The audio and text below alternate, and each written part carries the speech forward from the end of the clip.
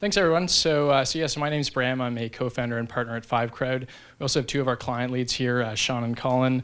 So we'll be here all night. Feel free to come up and say hi.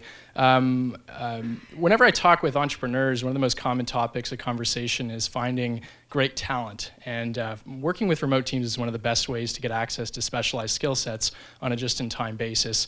In theory, you can get work done while you sleep and do the whole thing with very low overhead.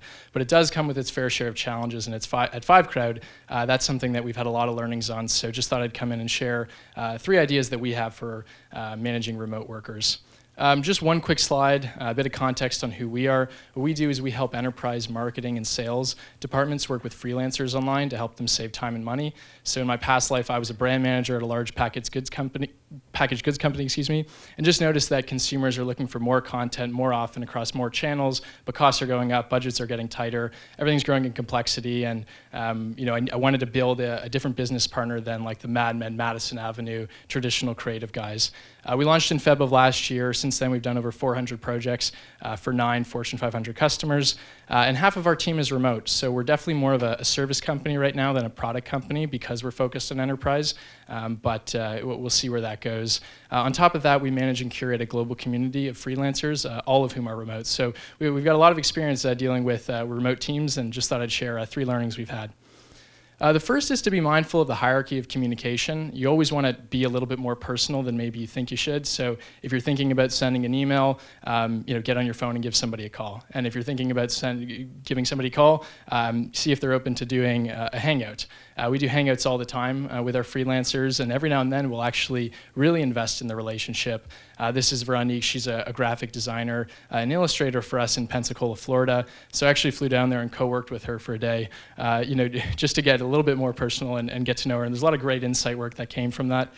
We've actually applied this principle to every aspect of our business. We do a lot of work with HubSpot out in Boston. They're a big partner of ours. So last time I was in Boston, just popped in for a coffee. A key learning here is that it's much easier to sustain a relationship remotely than it is to build one from scratch remotely. With our team, we bring people out. We'll just book like a cabin in the woods, take on a big meaty challenge. This is us snowed in Wasaga Beach for a couple of days. You can see a good 2x2 matrix on the wall. And half the people that you see in this photo we're actually working remotely with on our team. So super important that you take the savings that you get from having low overhead and reinvest that into culture. And so the second point here is to create a digital-first culture.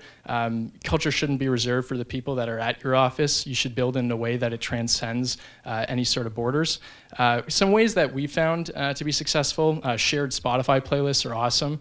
So it's actually through music, it's an amazing way to bond with people that you've never met, and highly recommend this. We send quirky holiday emails to all of our stakeholders. So funny holidays like No Pants Day or Random Acts of Kindness Day or Talk Like a Pirate Day. Just like a fun thing that we do that's all about sort of digital culture.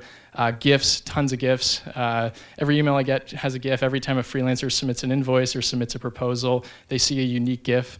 And it's just sort of a fun digital thing that we do to create culture. And the last one that's kind of unique, bobbleheads. So for key members of our team that are remote, we'll actually get bobbleheads made of them that live in our office, bring them to conference calls. And it's a great way to give a presence to them in the room.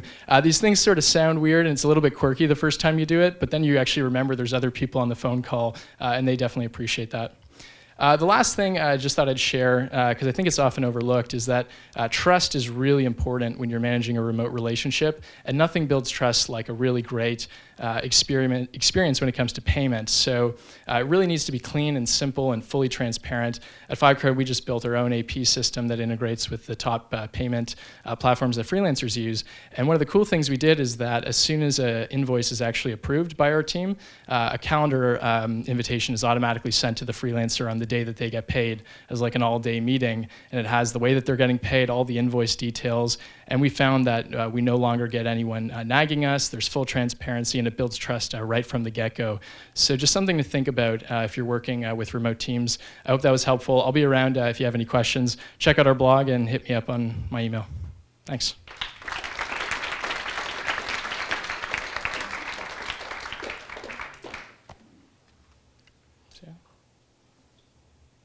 Any questions? Sorry?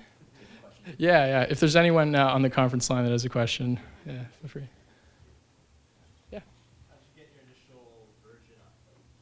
Yeah, so the question was, how do we get our initial version up? It's a really good question because when we thought about what the product would look like, we realized that we probably would build the wrong product. And so for the longest time, we just got really close with freelancers. I would sit down with them and just ask them like, hey, what does this look like on the phone? And so we stitched together a lot of third-party stuff just to get a business going. We haven't raised yet. And so it's just, I guess, it's sort of a different approach to things. But we wanted to really activate the business side of things before doing any of that. Good question. How do you find remote workers? Sorry? How do you source remote workers? So the question was, how do you source remote workers? It's a great question. It's part of our secret sauce. What I can tell you is that it's a lot harder. One of the examples I was giving earlier is that I thought it'd be kind of easy that you just, if you want a good designer, go on Dribbble. If you want to find a good video person, like hop on Vimeo. But it turns out that the work product it's not the same as quality. It doesn't tell you, can someone manage timelines? Are they good with budget? Are they articulate, professional? Do they know how to communicate?